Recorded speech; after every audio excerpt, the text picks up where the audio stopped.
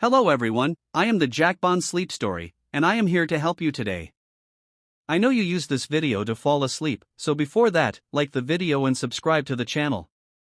Also, where are you from and what time are you watching? Now, get comfortable and relax. The headlights of my old Chevy cut through the inky darkness, illuminating an endless ribbon of asphalt stretching toward the horizon. I'd been driving for hours, the monotony of the empty highway lulling me into a trance-like state. The radio had long since faded to static, leaving me alone with my thoughts and the hypnotic hum of tires on pavement.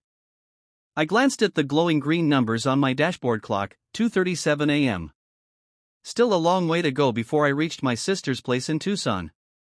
I'd promised to help her move, but now I was regretting my decision to drive through the night. My eyelids felt heavy, and I fumbled for my lukewarm coffee in the cup holder.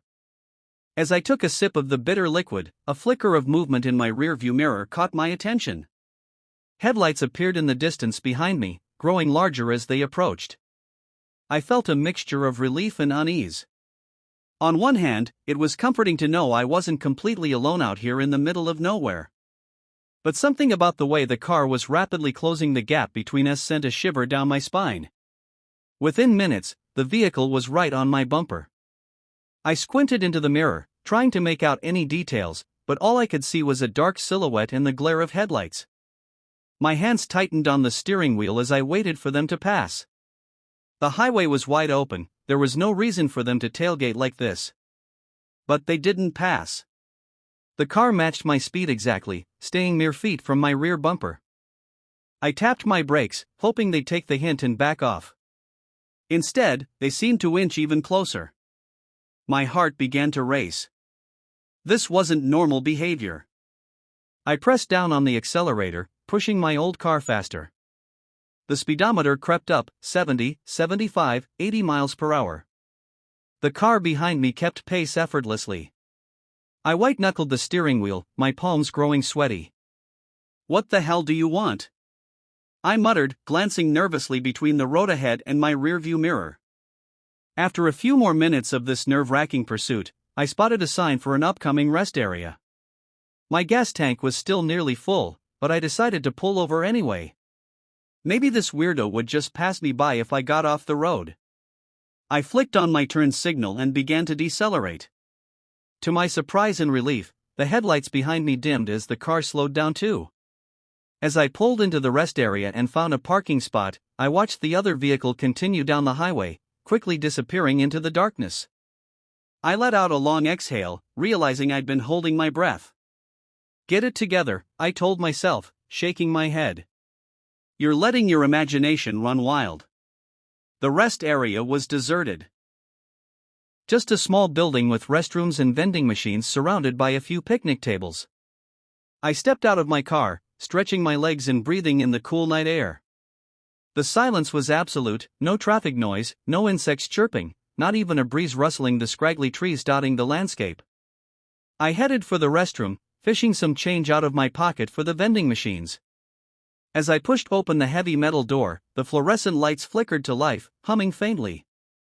I winced at my reflection in the grimy mirror, bloodshot eyes and stubble shadowing my jaw.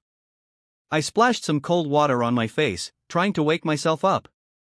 When I emerged a few minutes later, clutching a bag of stale chips and a bottle of water, I froze in my tracks. There, parked right next to my Chevy, was a car I hadn't noticed before. It was hard to make out many details in the dim lighting, but it looked remarkably similar to the one that had been tailing me. My breath caught in my throat as I approached cautiously. The car was empty, its windows tinted too darkly to see inside clearly. I did a quick scan of the rest area, but there was no sign of the driver. A gust of wind sent a discarded paper bag skittering across the pavement, making me jump. "Get a grip," I thought. "It's probably just another traveler who pulled in after you." Still, I couldn't shake the feeling that something was very wrong. I hurried back to my car, fumbling with my keys. As I slid into the driver's seat, I caught a glimpse of movement in my peripheral vision. My head snapped around, but there was nothing there, just shadows and stillness. With shaking hands, I started the engine and peeled out of the parking lot, gravel crunching under my tires. In my rearview mirror, I saw headlights flare to life. The other car was pulling out behind me. No, no, no, I muttered, my knuckles white on the steering wheel. This couldn't be happening. I accelerated hard, the engine of my old Chevy protesting as I pushed it to its limits. The headlights stayed right with me, neither gaining nor losing ground. Miles of empty highway flew by as I tried to put distance between us. My mind raced through possible explanations and options. Should I try to call for help? My cell phone was dead, I'd forgotten to charge it before leaving. Could I outlast them? Eventually, they'd need to stop for gas, right? Just as I was considering attempting some evasive maneuvers I'd seen in movies, a new set of headlights appeared on the horizon ahead of me. Relief flooded through me, another car, a witness, maybe even help. As the approaching vehicle drew closer, I flashed my headlights, desperately trying to signal that something was wrong. But the car didn't slow down. It blazed past me at high speed, and in the brief moment it was alongside me, I caught a glimpse of the driver. The car was empty. I let out a strangled gasp, nearly swerving off the road in shock. That was impossible. I must not have seen correctly in the split second the car passed. But a cold dread settled in the pit of my stomach as I replayed the image in my mind. There had been no one behind the wheel. My eyes darted to the rearview mirror. The car that had been following me was still there, keeping pace. But now it was joined by the car that had passed me. Both sets of headlights glared in my mirror, perfectly aligned. I was trapped between them. Panic clawed at my throat. This couldn't be real. I was hallucinating. I had to be. The lack of sleep, the stress of the long drive, it was all catching up to me. I shook my head violently, trying to clear it. When I looked back at the road, my blood ran cold. Ahead of me, more headlights were appearing, first just a few pairs, then dozens, all speeding towards me. As they drew closer, I could see that every single vehicle was empty, driver's seats vacant, yet moving with precision. I was surrounded on all sides by a convoy of ghost cars. My breath came in ragged gasps as I searched desperately for an escape route. But the phantom vehicles had formed an impenetrable wall around me. No matter which way I swerved, they moved to block my path. Suddenly, all of the cars began to slow down in unison. I found my own speed dropping, as if my car was being controlled by an unseen force. We came to a stop in the middle of the highway, my vehicle at the center of a circle of silent, driverless cars. For a long moment, nothing happened. The only sound was my own panicked breathing and the ticking of my engine as it cooled. Then, one by one, the doors of the surrounding cars began to open. Dark figures emerged from each vehicle. Humanoid shapes, but wrong somehow. They moved with an unnatural fluidity, gliding rather than walking. As they drew closer, I could see that their bodies seemed to be made of swirling shadows, constantly shifting and reforming. I scrambled to lock my doors, but my trembling fingers couldn't seem to find the button. One of the shadow figures reached my car and placed a hand on the window. Where it touched, frost spread across the glass in intricate patterns. The temperature inside my car plummeted. My breath fogged in front of me as I shrank back against the seat, as far from the window as I could get. The shadow being leaned in close, its featureless face inches from mine, separated only by the thin barrier of glass. And then, impossibly, it began to push through. The glass rippled like water as the figure's head and shoulders emerged into my car. I opened my mouth to scream, but no sound came out. The shadow creature reached for me with hands made of darkness. Just as its cold fingers brushed my skin, a blaring horn jolted me awake. I sat bolt upright, heart pounding. I was in my car, pulled over on the shoulder of the highway. Sunlight streamed through the windows, and a semi roared past, the driver giving me an irritated look. It took me several minutes to get my bearings. I must have pulled over at some point during the night, too tired to continue. The terrifying journey had all been a dream. I scrubbed my hands over my face, trying to shake off the lingering dread from the nightmare. As my breathing slowly returned to normal, I reached for the key to restart my car. My hand froze. There, on the passenger seat next to me, was a single black feather. As I watched, it crumbled to ash and blew away on a phantom breeze, the scream that echoed across our farm that night wasn't human. It wasn't animal either. It was something in between, a sound that made my blood run cold and my hair stand on end. I'd heard all manner of noises growing up on this land, the low bellow of cattle, the shrill cries of hawks, even the occasional mountain lion's screech, but this was different. And it was coming from the old silo. I'm Jim Hawkins, third-generation owner of Hawkins Family Farm. We're not a big operation, just a modest spread of cornfields and cattle pastures nestled in the rolling hills of rural Ohio. The farm's been in my family for nearly a century, passed down from my grandfather to my father and now to me. I know every inch of this land like the back of my hand. Or at least, I thought I did. The night everything changed started like any other. I'd finished my evening chores, fed the livestock, and was looking forward to a cold beer and some mindless TV before bed. The sun had just dipped below the horizon, painting the sky in hues of orange and purple. A warm breeze rustled through the cornfields, carrying the earthy scent of late summer. I was halfway to the house when I heard it, that bone-chilling cry piercing the twilight. I froze, my work boots rooted to the dusty path. For a moment, I thought I must have imagined it. Then it came again, louder this time, unmistakable. My first instinct was to run, either away from the sound or toward the house to call for help. But something held me in place, curiosity, stubbornness, or maybe just the ingrained responsibility of being the man of the farm. Whatever it was, I found myself turning toward the old silo instead of away from it. The silo loomed against the darkening sky, a hulking cylinder of corroded metal that hadn't been used in years. It was the oldest structure on the property, built by my grandfather in the 1930s.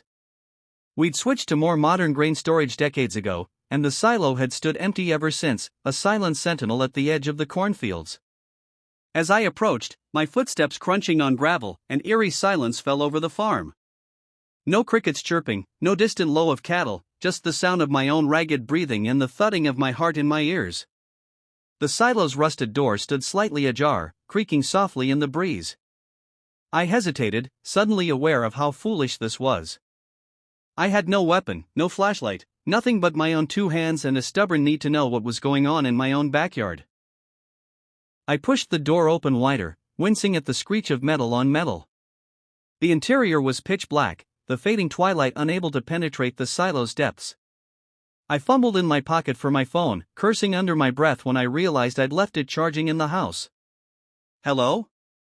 I called out, my voice echoing in the empty space. "Is anyone in here?" Silence. I took a tentative step inside, letting my eyes adjust to the darkness. The air was thick with the musty smell of old grain and something else, something sharp and acrid that made my nose wrinkle. As my vision slowly cleared, I began to make out shapes in the gloom.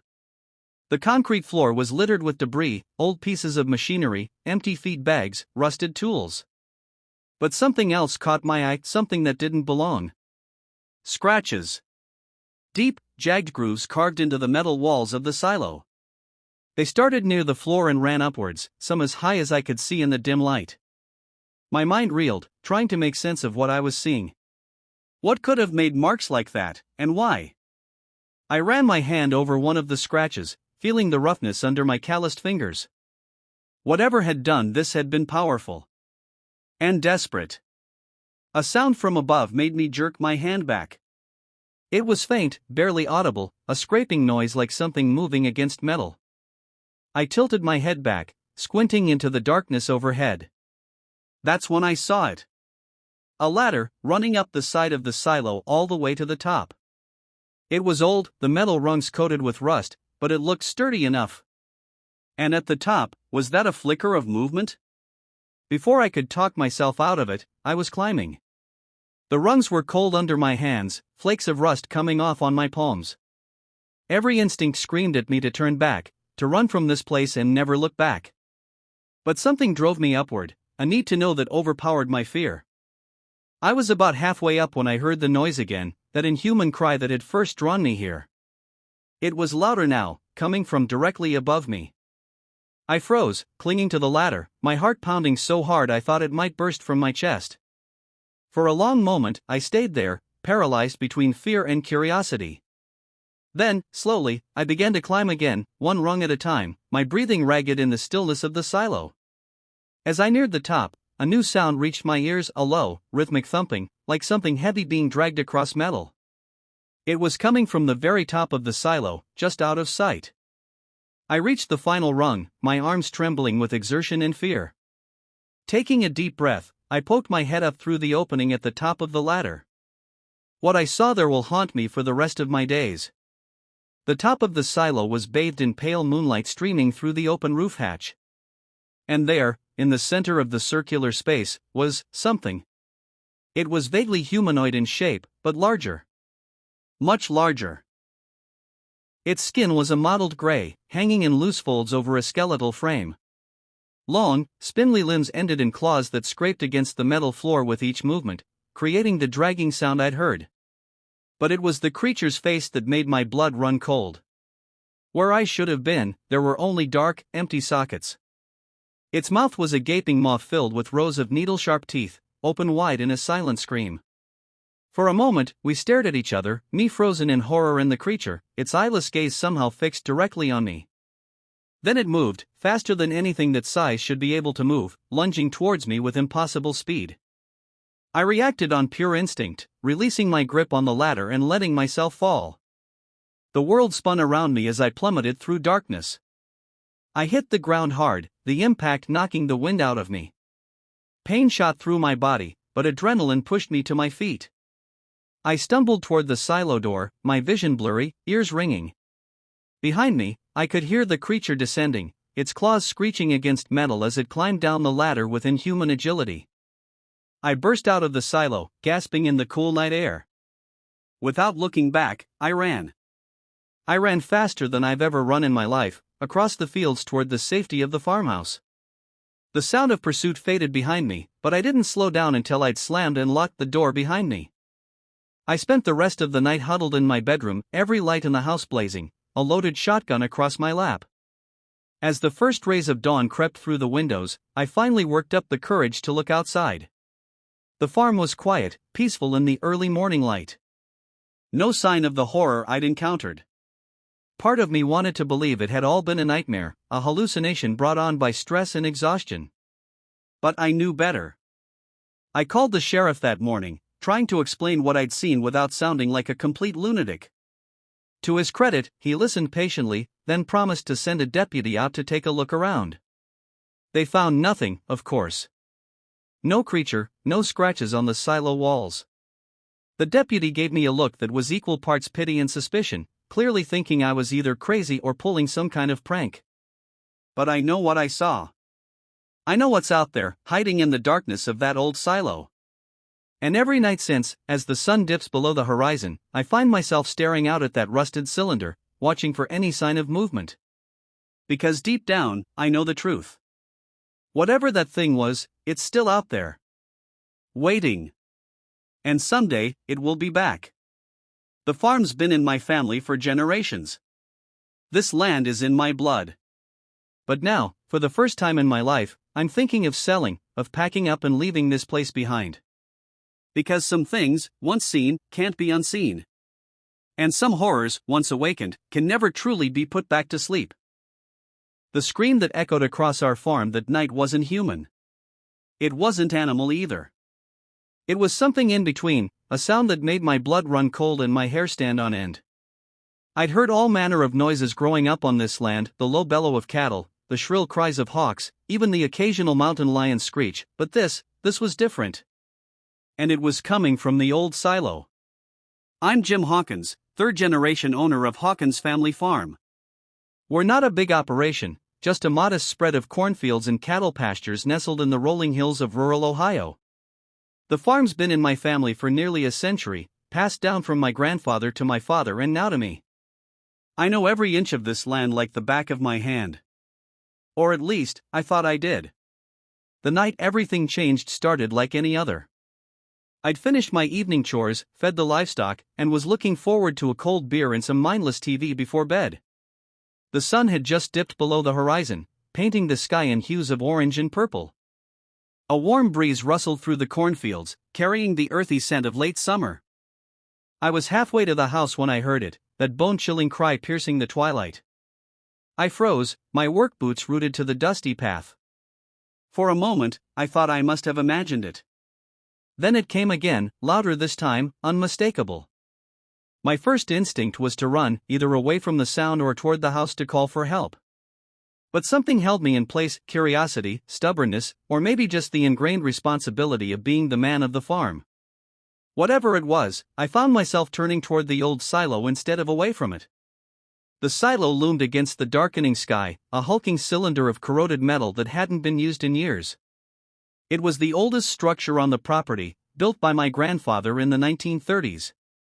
We'd switched to more modern grain storage decades ago, and the silo had stood empty ever since, a silent sentinel at the edge of the cornfields. As I approached, my footsteps crunching on gravel, an eerie silence fell over the farm. No crickets chirping, no distant low of cattle, just the sound of my own ragged breathing and the thudding of my heart in my ears. The silo's rusted door stood slightly ajar, creaking softly in the breeze. I hesitated, suddenly aware of how foolish this was. I had no weapon, no flashlight, nothing but my own two hands and a stubborn need to know what was going on in my own backyard. I pushed the door open wider, wincing at the screech of metal on metal. The interior was pitch black, the fading twilight unable to penetrate the silo's depths.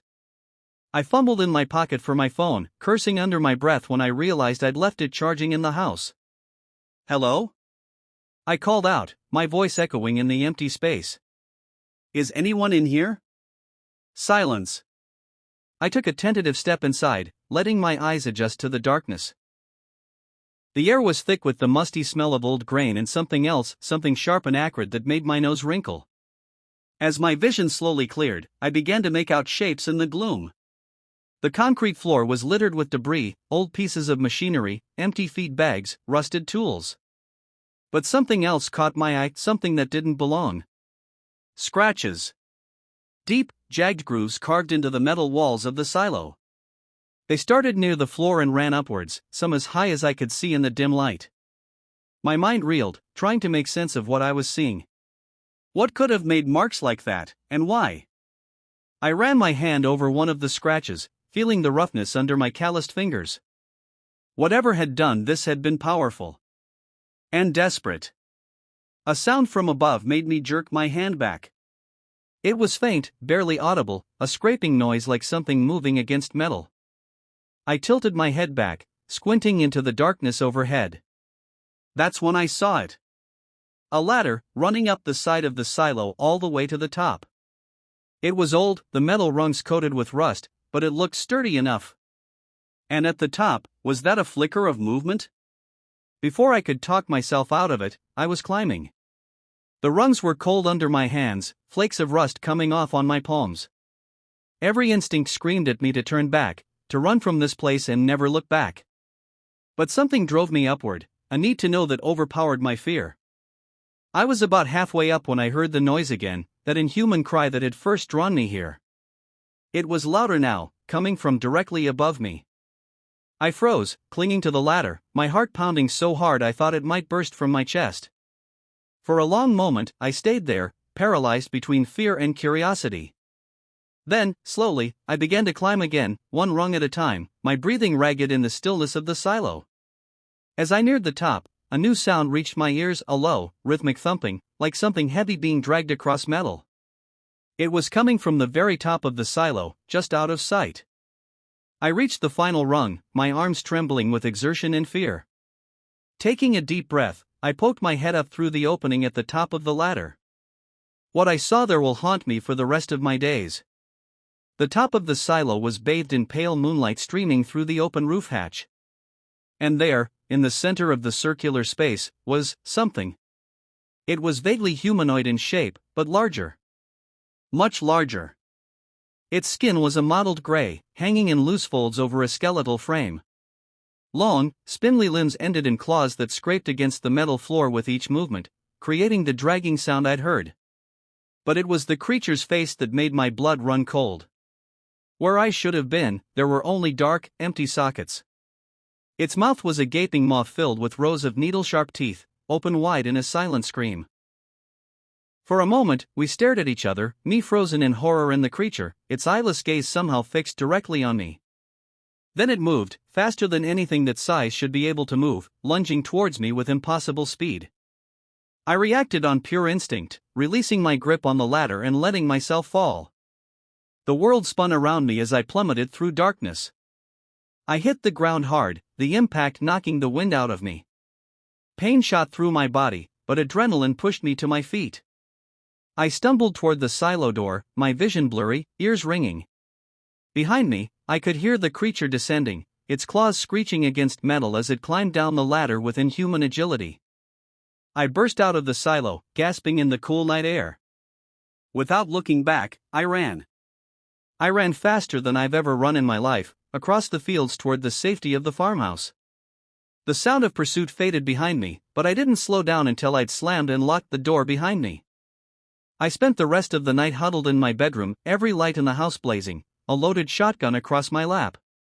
As the first rays of dawn crept through the windows, I finally worked up the courage to look outside. The farm was quiet, peaceful in the early morning light. No sign of the horror I'd encountered. Part of me wanted to believe it had all been a nightmare, a hallucination brought on by stress and exhaustion. But I knew better. I called the sheriff that morning, trying to explain what I'd seen without sounding like a complete lunatic. To his credit, he listened patiently, then promised to send a deputy out to take a look around. They found nothing, of course. No creature, no scratches on the silo walls.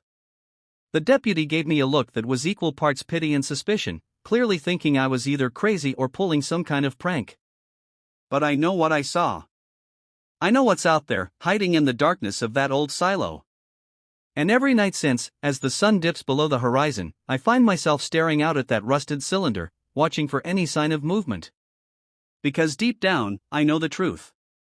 Whatever that thing was, it's still out there. Waiting. And someday, it will be back. The farm's been in my family for generations. This land is in my blood. But now, for the first time in my life, I'm thinking of selling, of packing up and leaving this place behind. Because some things, once seen, can't be unseen.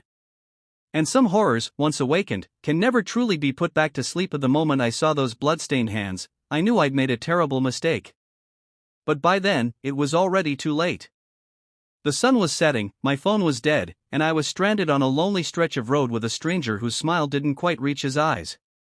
It had all started so innocently, just another long drive on my cross-country road trip. The kind of journey I dreamed about since I was a kid. Me, my beat-up Honda Civic, and the open road. Freedom, adventure, and the promise of new horizons. I'm Sarah, 28 years old, and finally taking that gap year I never got around to after college. 5 years of grinding away in a cubicle had left me feeling hollow, unfulfilled. So I'd quit my job, sold most of my stuff, and hit the road. No real destination in mind, just a vague plan to head west and see where the wind took me. For the first few weeks, it had been everything I'd hoped for. Stunning vistas, quirky roadside attractions, late nights around campfires with fellow travelers. I'd felt more alive than I had in years. But as I pushed deeper into the heartland, the romance of the road started to wear thin. Long stretches of monotonous highway, endless fields of corn and wheat, the novelty of gas station coffee and greasy diner food had long since faded. So when my car started making an ominous rattling noise somewhere in the middle of Nebraska, my heart sank. I'm no mechanic, but even I could tell this wasn't good. I managed to limp along for another hour or so, the rattling growing louder with each passing mile. Just as the sun was starting to dip towards the horizon, I spotted a faded sign for a town called Millbrook. Population, 362. It wasn't much, but it was my best hope for finding a mechanic before nightfall. I never made it to Millbrook. About 5 miles outside of town, my car gave a final sputtering gasp and died. I coasted to the shoulder, a plume of smoke rising from under the hood. Cursing under my breath, I got out to survey the damage. The acrid smell of burning oil hit me as soon as I popped the hood. Even to my untrained eye, it was clear this was beyond a quick roadside fix. I reached for my phone, only to find the battery completely drained. In my haste to get on the road that morning, I'd forgotten to plug it in. Panic started to set in as I looked around. Nothing but empty fields and darkening sky in every direction. The last car I'd seen had passed by over an hour ago. I was well and truly stranded. Just as I was contemplating whether to start walking towards town or hunker down in my car for the night, I heard the rumble of an engine in the distance. Relief flooded through me as I saw headlights approaching. The vehicle, an old pickup truck that had seen better days, slowed as it neared. The driver, a man who looked to be in his mid-40s, leaned out the window. "Car trouble," he called out, his voice friendly enough. I nodded, trying not to look as desperate as I felt. "Yeah, I think it's the engine. Any chance you know of a mechanic in town?" He smiled, and something about it made me uneasy. It didn't quite reach his eyes, which remained cold and assessing. "Well, you're in luck," he said. "I do a bit of mechanical work myself. Why don't I take a look?" Before I could respond, he was already out of his truck and heading towards my car. I watched as he peered under the hood, making thoughtful noises. "Oh yeah, I see the problem," he said after a minute. "Looks like your timing belt snapped. Took out a good chunk of your engine with it, I'm afraid." My heart sank. This was going to be expensive, I could tell. "Any chance of a quick fix to get me to town?" I asked, though I already knew the answer. He shook his head. "No, I'm afraid this old girl isn't going anywhere under her own power. But tell you what, I can give you a tow into my shop in Millbrook. We can sort it out there." I hesitated. Every instinct was screaming at me not to get in a car with this stranger. But what choice did I have? It would be dark soon, and I couldn't very well spend the night out here. "That's really kind of you," I said, trying to sound grateful rather than apprehensive. "I really appreciate it." He waved off my thanks. "No trouble at all. Always happy to help a traveler in need. Name's John, by the way." "Sarah," I replied, shaking his offered hand. That's when I noticed it. As our palms met, I caught a glimpse of something dark caked under his fingernails and in the creases of his knuckles. At first, I thought it was grease or oil. He was a mechanic, after all. But as he pulled his hand away, I realized with a jolt of horror that it was blood. My mind raced. There could be innocent explanations, right? Maybe he'd cut himself working on a car earlier. Maybe he was a hunter and had been field dressing his kill. But the way his eyes glittered as he watched my reaction told me this was something far more sinister. I forced a smile, trying to act as if I hadn't noticed anything amiss. "So, shall we get started on that tow?" John nodded, turning back to his truck to fetch a tow cable. As soon as his back was turned, I made a split-second decision. I had to run. But before I could take more than a couple of steps, I felt a hand clamp down on my shoulder. John's voice was low and dangerous in my ear. Now, Sarah. Let's not do anything foolish." I felt something sharp press against my side. A knife, I realized with growing terror. "Get in the truck," John said, his friendly demeanor gone. "And don't try anything stupid." With the knife at my back, I had no choice but to comply. As we pulled away, leaving my car behind, I watched the last traces of sunlight disappear from the horizon. The darkness that fell seemed to mirror the despair settling over me. We drove in silence for what felt like hours, though it couldn't have been more than 20 minutes. The knife remained pressed against my side, a constant reminder of the danger I was in. Finally, John turned off the main road onto a rutted dirt track. We bumped along for another few minutes before a dilapidated farmhouse came into view. My heart sank. This was no mechanic's shop. "Home sweet home," John said, his voice dripping with mockery. As we got out of the truck, I tried one last desperate plea. "Please," I said, hating the tremor in my voice. "You don't have to do this. Just let me go, and I swear I won't tell anyone." John's laugh was cold and humorless. "Oh, Sarah. Don't you know? No one ever leaves Millbrook." He marched me towards the house, the knife now openly visible in his blood-stained hand. As we neared the porch, I heard something that made my blood run cold, the sound of muffled screams coming from inside. In that moment, I knew I had to act. It was now or never. Summoning every ounce of strength and courage I possessed, I drove my elbow back into John's solar plexus. He let out a grunt of pain and surprise, his grip on me loosening just enough. I bolted, running blindly into the darkness. I could hear John cursing behind me, his heavy footsteps in pursuit. But fear and adrenaline lent me speed I never knew I had. I ran until my lungs burned and my legs felt like jelly. When I finally dared to look back, there was no sign of John. But I didn't stop. I couldn't. I ran through cornfields and across muddy creeks. I ran until the first pale light of dawn began to streak the eastern sky. And still, I ran. It was mid-morning when I finally stumbled onto a highway. A kind-faced woman in a minivan stopped to help, her eyes widening at my wild appearance and frantic story. She drove me straight to the sheriff's office in the next town over. The investigation that followed uncovered horrors beyond my worst nightmares. John wasn't just a killer. He was part of something larger, something that had been preying on unlucky travelers for years. They found my car, of course. The engine was fine. John had merely disconnected the battery to strand me there, a simple trick that had nearly cost me everything. It's been 6 months since that night, and I'm back home now. My dreams of carefree adventure have been replaced by nightmares of bloodstained hands and lonely roads. But I'm alive. I survived. Sometimes, late at night, I find myself thinking about those other victims. The ones who weren't as lucky as me. The ones whose screams I heard in that farmhouse. And I wonder how many others are out there, waiting for help that may never come. So I tell my story, again and again, to anyone who will listen.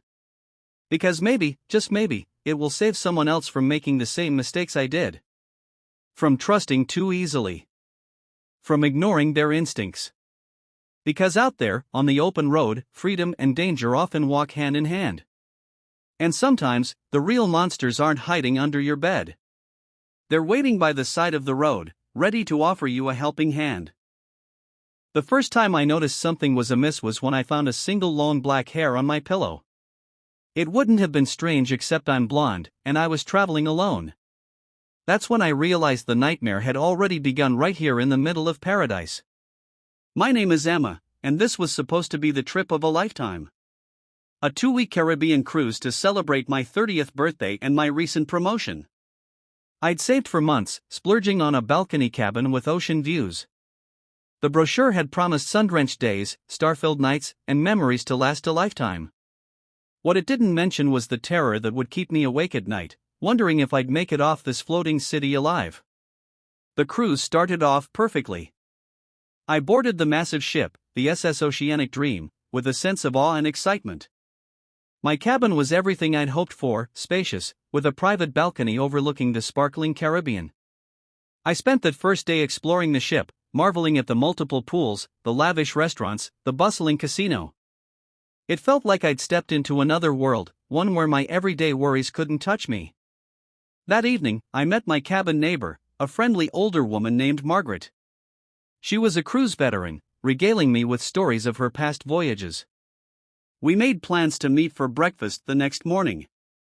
But Margaret never showed up for breakfast, or lunch, or dinner. At first, I didn't think much of it.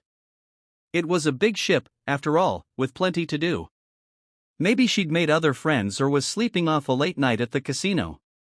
But as the days went by and I still hadn't seen her, a nagging worry began to grow in the pit of my stomach.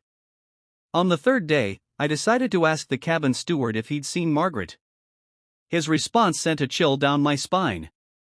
"I'm sorry, miss," he said, looking confused. "But there's no one registered in the cabin next to yours. It's been empty this whole voyage." I insisted that he was mistaken, that I'd met Margaret and talked to her. But he just shook his head, a look of concern crossing his face. I could see him wondering if the sun and sea air had gotten to me.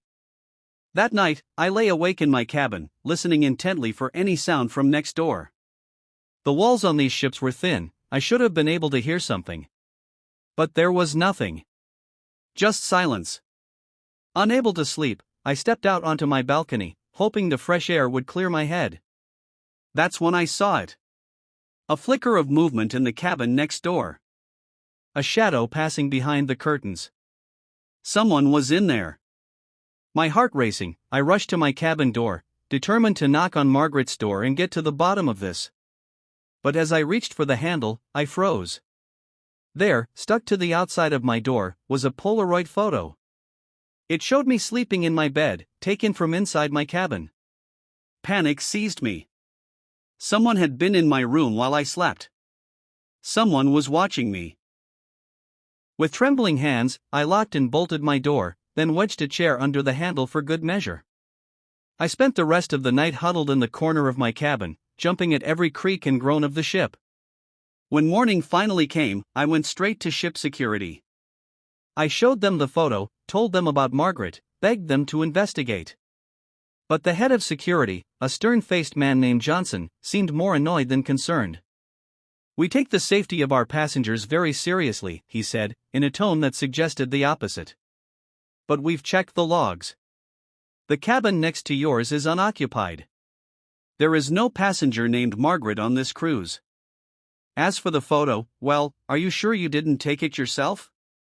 Maybe as a joke?" I couldn't believe what I was hearing. They thought I was making this up. Or worse, that I was crazy. Frustrated and scared, I decided to do some investigating of my own. I started paying closer attention to my surroundings, watching for anything out of the ordinary. And slowly, I began to notice things. Small things at first, easily overlooked. Like how certain crew members would exchange meaningful glances when they thought no one was looking. Or how there always seemed to be someone lingering near my cabin, no matter the time of day. Then there were the disappearances.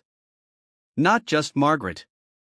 Other passengers I'd met and chatted with would suddenly vanish with no explanation. When I asked about them, I was met with blank stares or insistence that no such person had ever been on board. One night, unable to sleep, I decided to take a walk around the ship. The decks were eerily quiet, most passengers long since retired to their cabins. As I rounded a corner, I saw a group of crew members huddled together, speaking in hushed tones. I couldn't make out what they were saying, but their serious expressions sent a shiver down my spine. As I turned to leave, my foot scuffed against the deck. The sound echoed in the quiet night, and the crew members' heads snapped up in unison. The look in their eyes as they spotted me, it wasn't surprise or embarrassment at being overheard. It was hunger. I ran. Behind me, I could hear footsteps gaining on me quickly. I didn't dare look back, just focused on putting one foot in front of the other, my lungs burning as I gasped for air. I made it back to my cabin and locked myself in, my heart pounding so hard I thought it might burst from my chest. As my panic subsided, I tried to make sense of what had happened. Was I losing my mind? Or was something sinister really going on? The next day, I decided to try one last time to get help. I approached a group of passengers lounging by the pool, determined to make them understand the danger we were all in. But as I began to speak, I saw their eyes glaze over. Their smiles became fixed, artificial. And then, in perfect unison, they all stood up and walked away, leaving me standing alone by the empty pool. That's when I knew. Whatever was happening on this ship, it wasn't just a few crew members. It was everyone. Or at least, almost everyone. I spent the next few days in a state of constant vigilance, barely sleeping, jumping at every sound. I stopped eating at the ship's restaurants, subsisting on snacks I'd brought from home. I trusted no one. And then, 3 days before we were due to dock, I made a terrifying discovery. I was in my cabin, frantically searching for my passport. I decided I needed to be ready to run as soon as we reached port. As I rifled through my suitcase, my hand brushed against something hard and cold. It was a small metal object. As I pulled it out, my blood ran cold. It was a set of surgical tools, crusted with what looked horribly like dried blood. I didn't put those there. I would never. But then, a flash of memory. The first night on the ship. The welcome cocktail that had tasted a bit off. The strange, dreamlike state I'd been in afterwards. What had I done? As I sat there, staring at the damning evidence in my hands, a knock came at my cabin door. "Housekeeping," a cheery voice called out. I didn't answer. I couldn't move. Couldn't breathe. The knocking came again, more insistent this time. Miss Emma, we know you're in there. It's time for your treatment. Treatment? What treatment? I never signed up for any treatment. The door handle jiggled, once, twice. Then I heard the unmistakable sound of a keycard sliding into the lock. In that moment, survival instinct took over. I grabbed my emergency bag, the one I'd packed days ago when I first suspected something was wrong, and ran for the balcony. As the cabin door swung open behind me, I did the only thing I could think of. I jumped.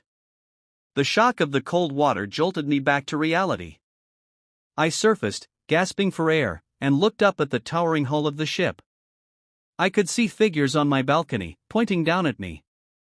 In the distance, I heard alarms begin to blare. I started swimming. I had no idea how far I was from land, or if I could even make it. But I knew one thing for certain. Whatever fate awaited me in these waters, it couldn't be worse than what I was leaving behind. As I swam, the ship's lights grew dimmer. The last thing I heard before the waves swallowed all sound was a voice over the ship's PA system. Attention, passengers. We seem to have lost one of our own. But don't worry. On the SS Oceanic Dream, no one is ever truly lost. Sleep tight, and sweet dreams. I don't know how long I swam. Hours, maybe days. My muscles screamed, my lungs burned. But finally, miraculously, I saw lights on the horizon. A coast. Safety.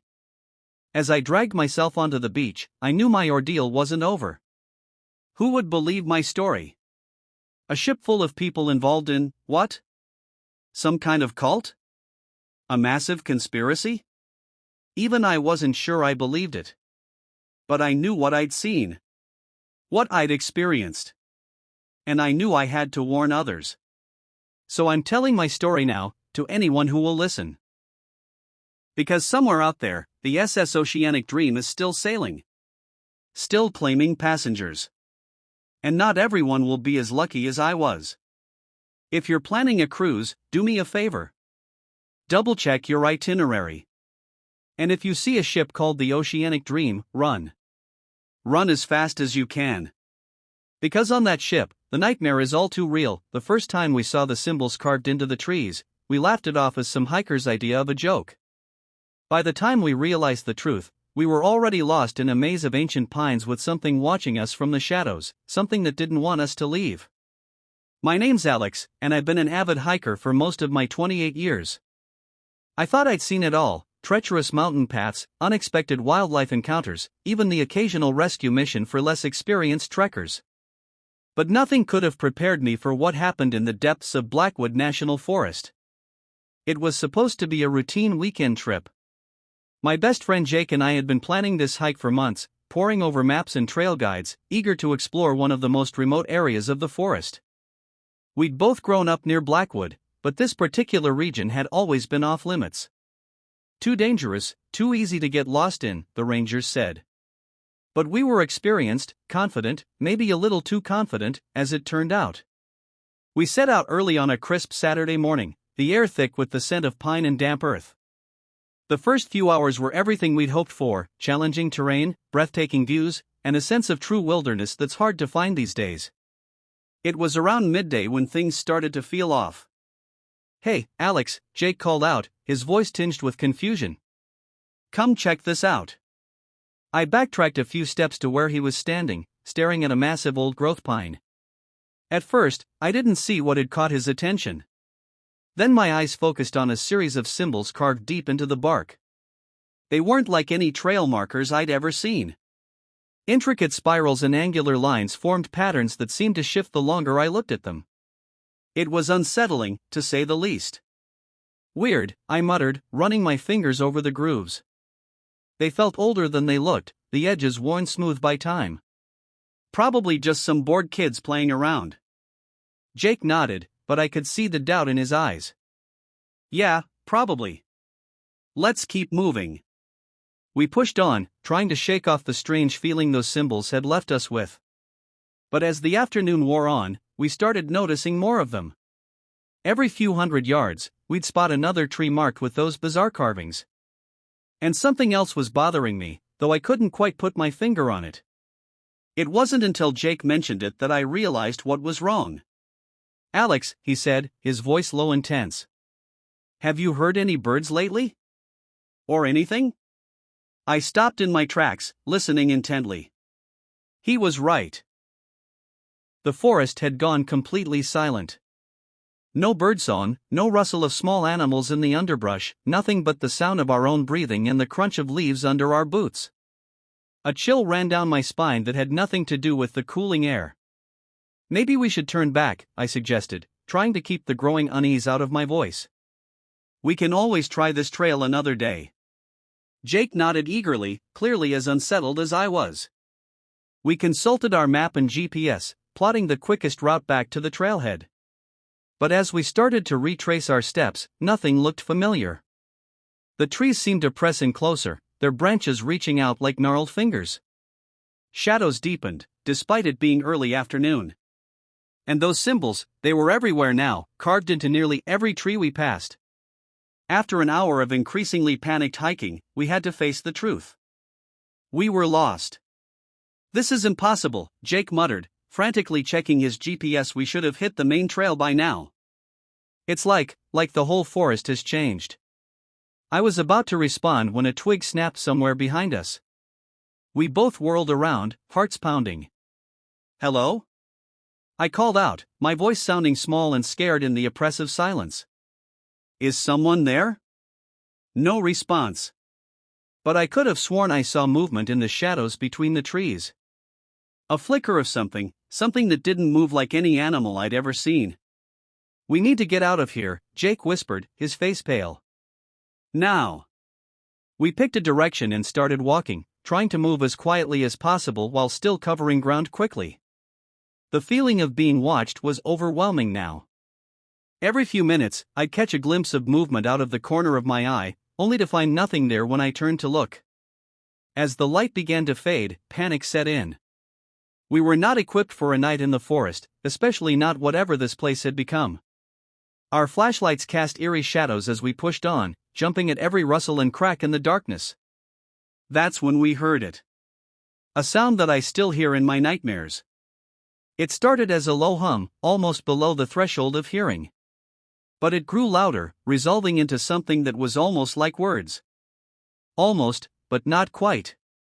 It was as if the forest itself was trying to speak. Jake grabbed my arm, his fingers digging in painfully.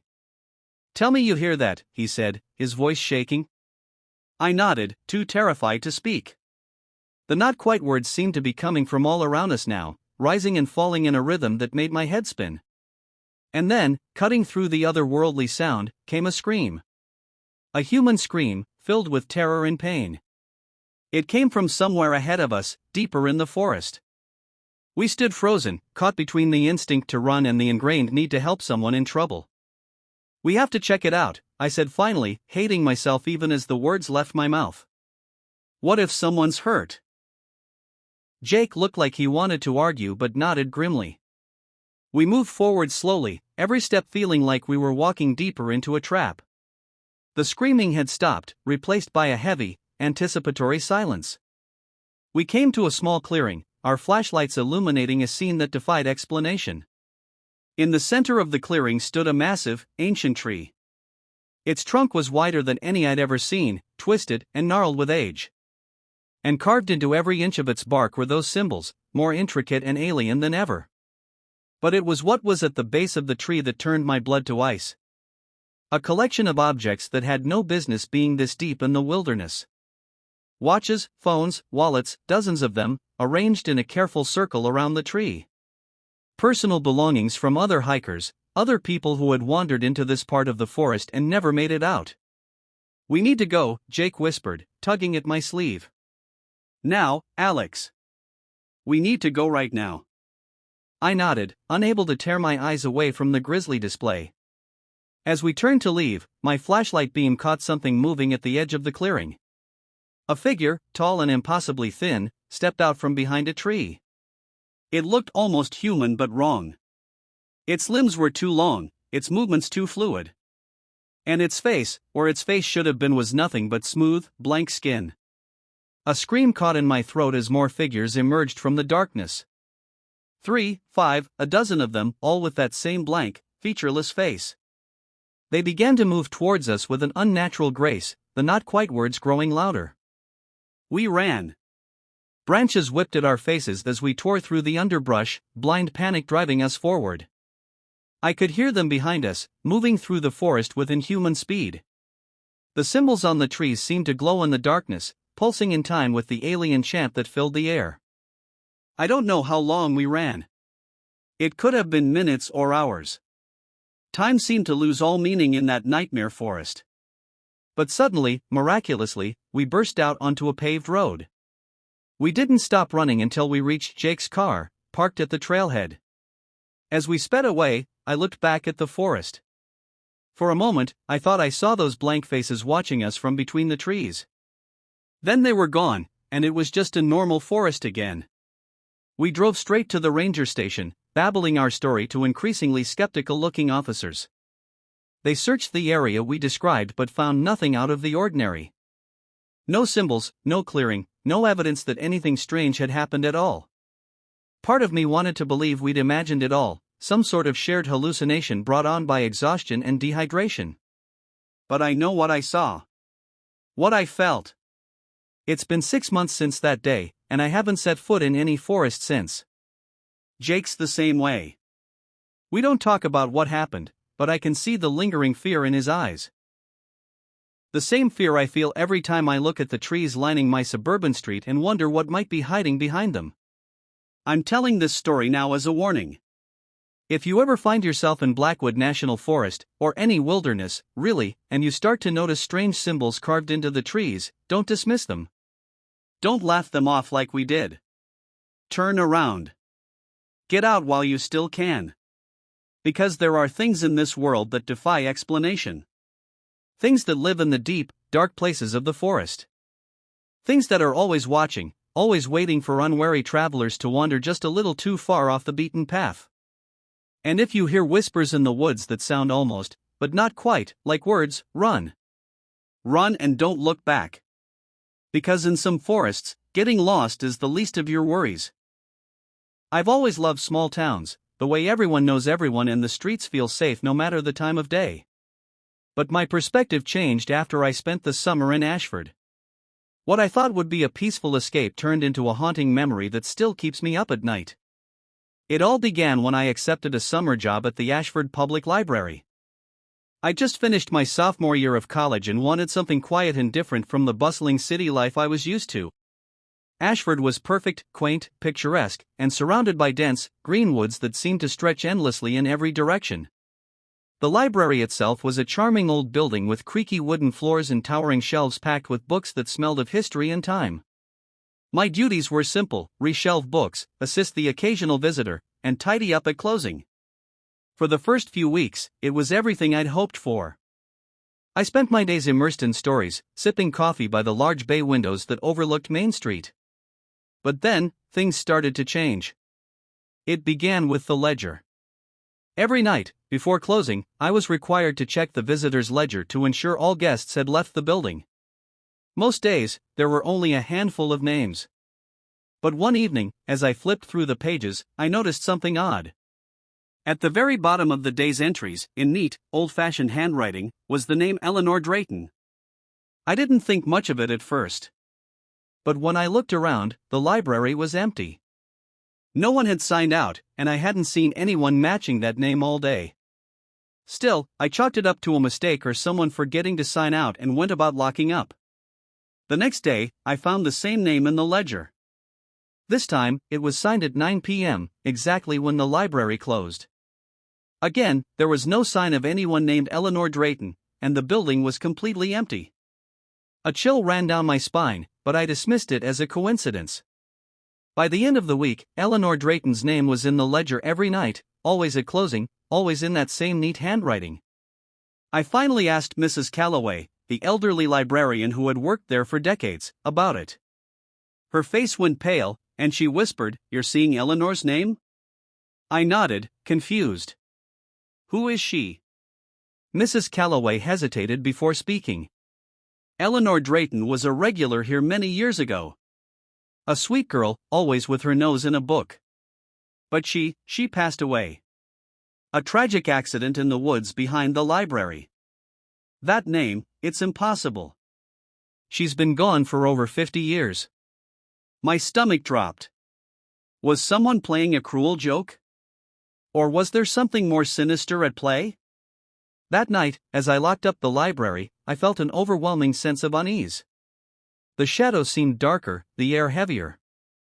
I glanced at the ledger one last time before leaving, and there it was, Eleanor Drayton, signed at 9 p.m. I didn't sleep that night, replaying Mrs. Calloway's words in my head. The next day, I decided to do some digging. I searched through the library's archives, combing through old newspapers and records. It didn't take long to find an article about Eleanor. She had been just 16 when she disappeared. According to the report, she'd been last seen walking into the woods behind the library. Her body was found weeks later, submerged in a nearby creek.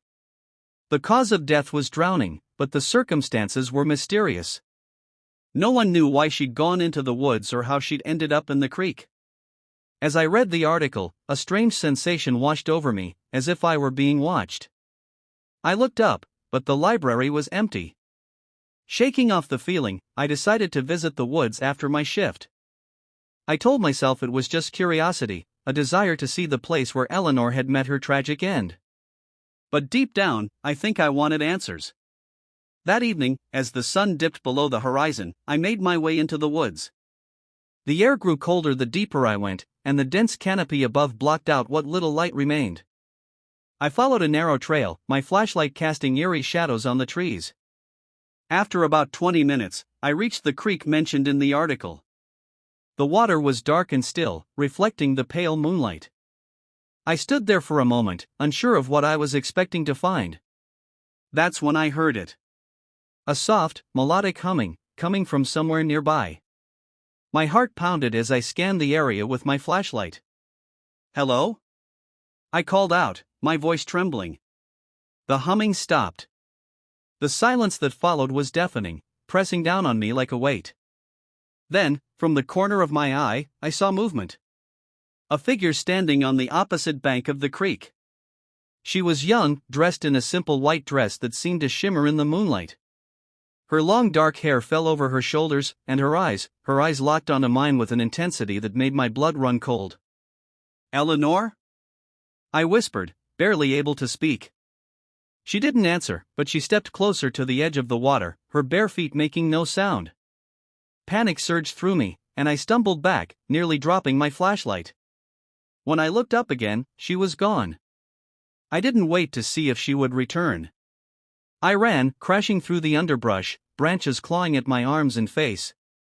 I didn't stop until I burst out of the woods and onto the safety of the library's back lot. Over the next few days, I tried to convince myself it had been my imagination, a trick of the light and my overactive mind. But deep down, I knew what I'd seen. And I wasn't the only one. Other staff members began reporting strange occurrences, books falling off shelves, faint whispers in empty rooms, and that same name appearing in the ledger every night. By the end of the summer, I couldn't take it anymore. I left Ashford and never looked back. But even now, years later, I can't forget.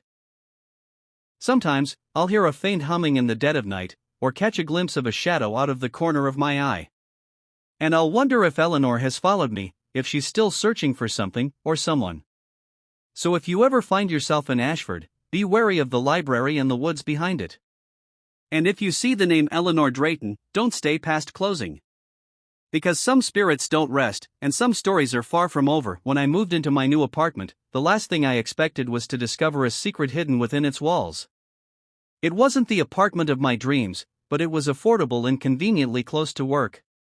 A modest one-bedroom on the 4th floor of an old brick building with creaky floors and drafty windows.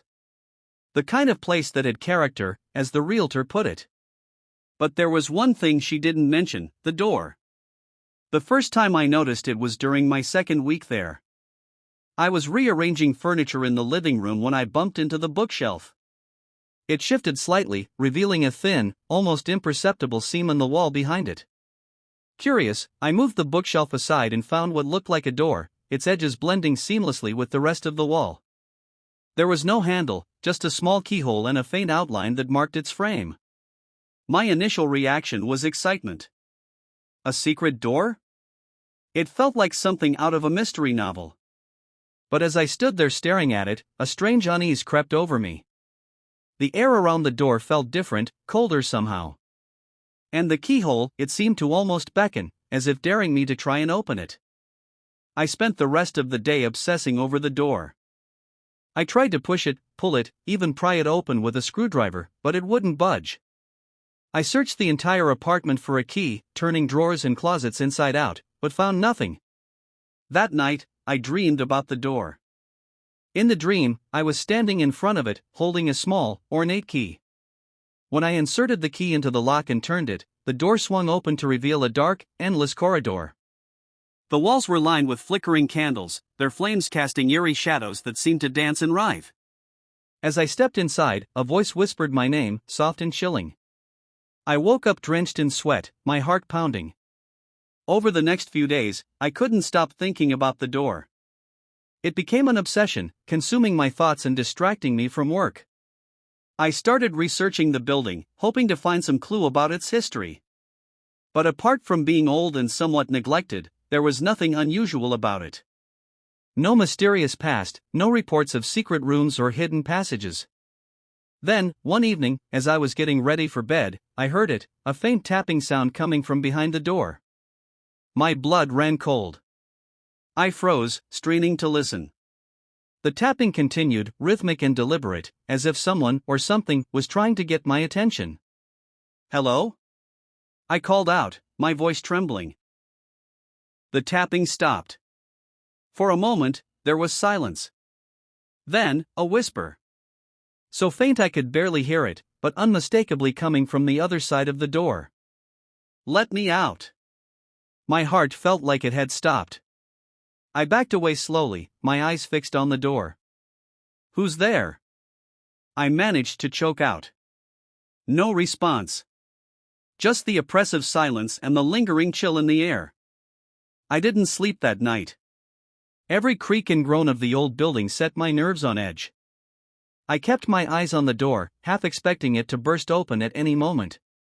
But it remained closed, its keyhole a dark, unblinking eye staring back at me. The next day, I decided I couldn't stay in the apartment any longer. I packed a bag and made plans to crash at a friend's place until I could figure out what to do. But as I was leaving, I found something that stopped me in my tracks. Lying on the floor in front of the door was a key. Small, ornate, and exactly like the one from my dream. My hand shook as I picked it up. It was cold to the touch, its intricate design catching the light in a way that seemed almost otherworldly. I should have left right then and there. Should have thrown the key away and never looked back. But I didn't. Something compelled me to stay, to see what was behind that door. As if in a trance, I inserted the key into the lock. It turned with a soft click, and the door creaked open. The corridor from my dream stretched out before me, impossibly long and lined with those same flickering candles. A cold draft wafted out, carrying with it the scent of damp earth and decay. I hesitated, every instinct screaming at me to close the door and leave. But I couldn't. I stepped inside. The moment I crossed the threshold, the door slammed shut behind me. I spun around, my heart racing, but the door was gone. The wall was smooth and featureless, as if it had never been there. Panic set in as I realized I was trapped. The only way was forward. I walked down the corridor, the candlelight casting eerie shadows that seemed to move and twist on their own. The air grew colder with each step, the silence oppressive. And then I heard it, the whispering. Dozens of voices, soft and indistinct, like a distant crowd murmuring just out of earshot. They grew louder as I continued, until they were a cacophony of unintelligible words that made my head throb. Finally, the corridor opened into a vast, circular chamber. In the center stood a stone pedestal, and on it rested a small, black box. The whispers fell silent as I approached, replaced by a heavy, expectant hush. My hands trembled as I reached for the box. The moment I touched it, a searing pain shot through me, and the chamber was filled with a deafening roar. I dropped the box and stumbled back, clutching my hand. The whispers returned, louder and more urgent, echoing off the chamber walls. And then I saw them, shadowy figures emerging from the darkness, their forms indistinct but their intent clear. They were coming for me. I ran. Back down the corridor, past the flickering candles, the shadows chasing me, their whispers turning into guttural growls. I reached the spot where the door had been, pounding on the wall, screaming for help. Just as the shadows closed in, the wall gave way, and I tumbled back into my apartment. The door slammed shut behind me, the key falling to the floor with a metallic clink. I stared at it, my chest heaving, the whispers still echoing in my ears. I didn't stay to see if they would return. I grabbed my bag and fled, leaving the apartment and everything in it behind. It's been months since that night, but I can't escape what happened. The key haunts my dreams, and I still hear the whispers when I'm alone. I've tried to move on, to convince myself it wasn't real. But deep down, I know the truth. That door wasn't just a door. And whatever lies beyond it is still waiting, still watching, and it hasn't forgotten me. So if you ever find a hidden door in your home, leave it alone. Some secrets are meant to stay locked away. The forest had always been my sanctuary, a place where I could escape the noise and chaos of the world. But after what happened last fall, I'll never step foot in those woods again. It started on an overcast Saturday afternoon. I decided to take a hike on a trail I'd never explored before. It wasn't on any map, just a narrow path branching off from the main trail, partially hidden by overgrown bushes. Curiosity got the better of me. At first, it seemed like any other trail. The crunch of leaves underfoot, the faint rustle of animals in the underbrush, the cool, damp air carrying the scent of pine and earth. But the deeper I went, the quieter the forest became. Birds stopped chirping, and the usual background hum of insects faded away. The silence was unsettling, but I pushed on, telling myself I was imagining things. After about an hour, I came across a clearing. In the center stood a massive tree, its gnarled roots twisting out of the ground like the fingers of a giant hand. What caught my attention, though, was the wooden structure leaning against the tree, a crude, weathered shrine adorned with strange carvings and small trinkets. Feathers, bones, coins, and what looked like a child's doll, its face cracked and faded. Something about the shrine felt wrong, as if it didn't belong there, as if I didn't belong there. I took a step closer, my heart pounding. That's when I noticed the carvings on the tree itself. They were symbols I didn't recognize, arranged in intricate patterns that seemed to shift and change when I looked at them too long. A chill ran down my spine, and I suddenly felt exposed, as if unseen eyes were watching me from the shadows. I decided it was time to turn back. As I retraced my steps, I couldn't shake the feeling that I was being followed. Every so often, I'd hear a soft rustling behind me, but whenever I turned around, the trail was empty. The forest, so vibrant and alive earlier, now felt suffocating, its towering trees pressing in on me from all sides. Then I saw it. Out of the corner of my eye, a figure darted between the trees. It was too quick to make out any details, but it was tall and moved with an unnatural grace. My pulse quickened, and I picked up my pace, resisting the urge to break into a full sprint. The figure appeared again, this time closer. I caught a glimpse of pale skin and long, spindly limbs before it vanished into the underbrush. Panic set in, and I started to run. The trail seemed to stretch on forever, the familiar landmarks I'd passed earlier nowhere to be seen. It was as if the forest had changed, rearranged itself to trap me. My lungs burned, and my legs ached, but I didn't dare stop. The sound of footsteps behind me grew louder, heavier, accompanied by a low, guttural growl that didn't belong to any animal I knew. Just when I thought I couldn't run any farther, I stumbled out of the woods and onto the main trail. The noise stopped abruptly, as if whatever had been chasing me couldn't leave the forest. I collapsed to my knees, gasping for air and trying to calm my racing heart. When I finally looked back, the narrow trail I'd taken was gone. In its place was an unbroken wall of trees. I left the forest that day and never returned. But the experience stayed with me. Sometimes, I dream of the clearing and the strange shrine, of the symbols carved into the tree and the figure that stalked me through the woods. I've tried to find answers, scouring books and forums for any mention of similar encounters, but I've found nothing. All I know is this: something lives in those woods, something ancient and malevolent. And it doesn't take kindly to intruders. If you ever find yourself on a trail that isn't on the map, one that seems almost hidden, do yourself a favor.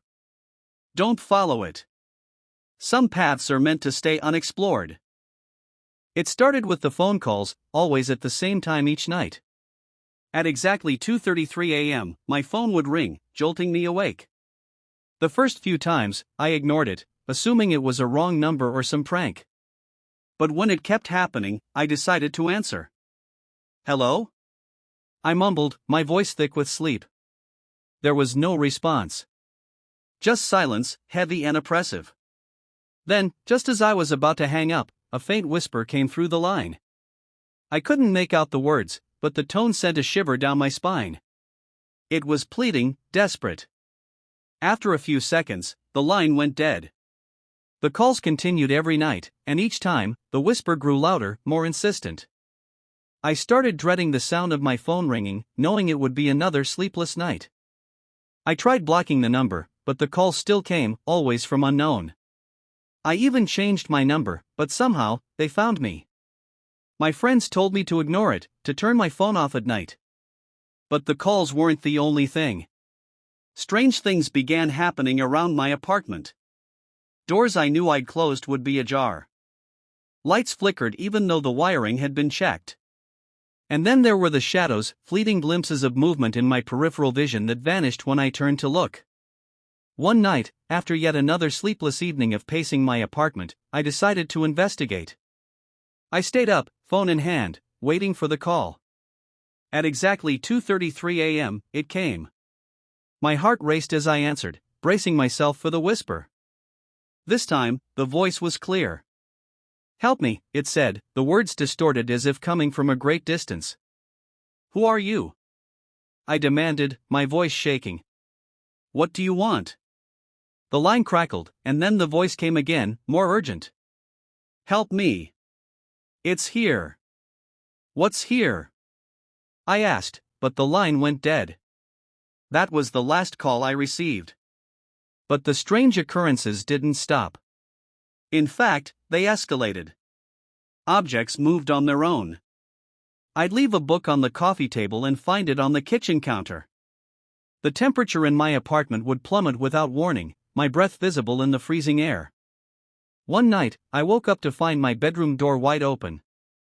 I always kept it closed, and I was sure I'd locked it before going to bed. My chest tightened as I sat up, scanning the room. That's when I saw it. A figure standing in the corner, shrouded in darkness. It was tall, its features indistinct, but I could feel its eyes on me, heavy and unrelenting. I couldn't move, couldn't breathe. The figure took a step closer, and then another, until it was mere feet from my bed. My body finally obeyed me, and I scrambled for the lamp on my nightstand. The light flickered on, and the figure was gone. The only evidence that it had been there was the deep, icy chill that lingered in the air. I couldn't stay in the apartment after that. I packed a bag and left, crashing at a friend's place while I tried to figure out what to do. But even away from the apartment, I felt its presence. Shadows loomed where they shouldn't, and I swore I could hear faint whispers in the dead of night. Desperate for answers, I turned to the internet, scouring forums and message boards for anything that might explain what was happening. That's when I found a thread about cursed phone numbers. According to the posts, some numbers were linked to tragic events or restless spirits, and answering a call from one could invite them into your life. One user described an experience eerily similar to mine: the nightly calls, the whispers, the escalating phenomena. Their advice was clear: don't engage. Block the number, ignore the calls, and whatever you do, don't answer. It was too late for that. I'd answered, and now I didn't know how to break the connection. I considered going back to the apartment to confront whatever was there, but the thought filled me with dread. What if it was waiting for me? Instead, I contacted a local medium, a woman named Clara who specialized in clearing negative energies. When I explained my situation, she nodded solemnly. This spirit has attached itself to you, she said. It's seeking help, but its presence is dangerous. We need to sever the connection. Clara came to the apartment with a bundle of sage, candles, and a small vial of salt. She instructed me to stay outside while she worked. I waited in the hallway, my heart pounding as muffled chants and prayers drifted through the closed door. After what felt like hours, Clara emerged, her face pale but resolute. It's done, she said. But be cautious.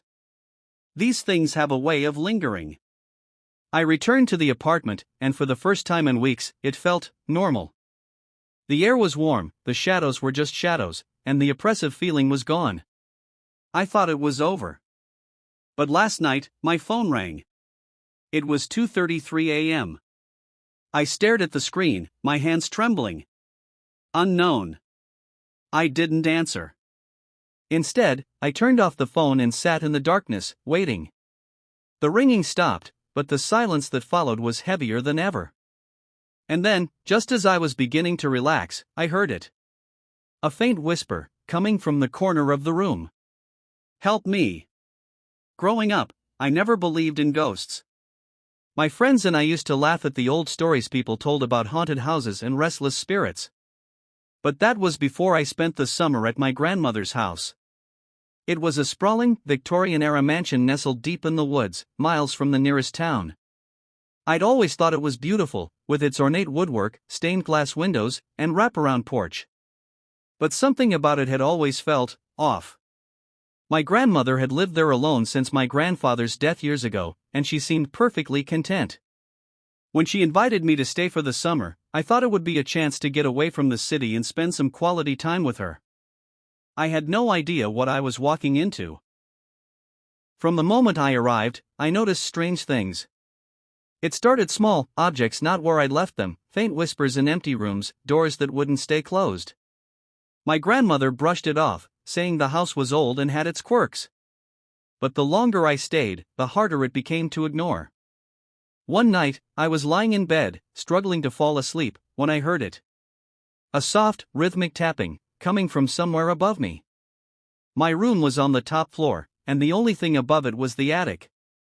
I told myself it was just the house settling, but the sound continued, steady and deliberate. Gathering my courage, I grabbed a flashlight and made my way to the attic. The air grew colder with each step, and the wooden stairs creaked ominously under my weight. When I reached the top, I hesitated before pushing open the heavy door. The attic was vast and cluttered, filled with old furniture, trunks, and cobweb-draped chandeliers. The tapping had stopped, and the silence was deafening. I swept the beam of my flashlight across the room, my heart pounding. And then I saw it. A rocking chair in the corner, moving ever so slightly, as if someone had just been sitting in it. My breath caught in my throat, and I backed away, nearly tripping over a stack of boxes. That's when I noticed the doll. It was perched on a shelf, its glass eyes staring straight at me. I don't know how I hadn't seen it before.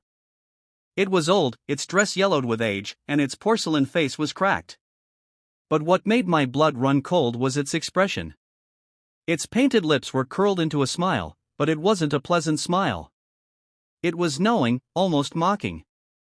I turned and fled, slamming the attic door behind me. I didn't tell my grandmother what I'd seen. I didn't want to worry her or seem foolish. But after that night, the strange occurrences escalated. I'd wake up to find my bedroom door wide open, even though I was sure I'd closed it. Objects moved on their own, and the whispers grew louder, more insistent. One evening, as I was helping my grandmother prepare dinner, I finally brought it up.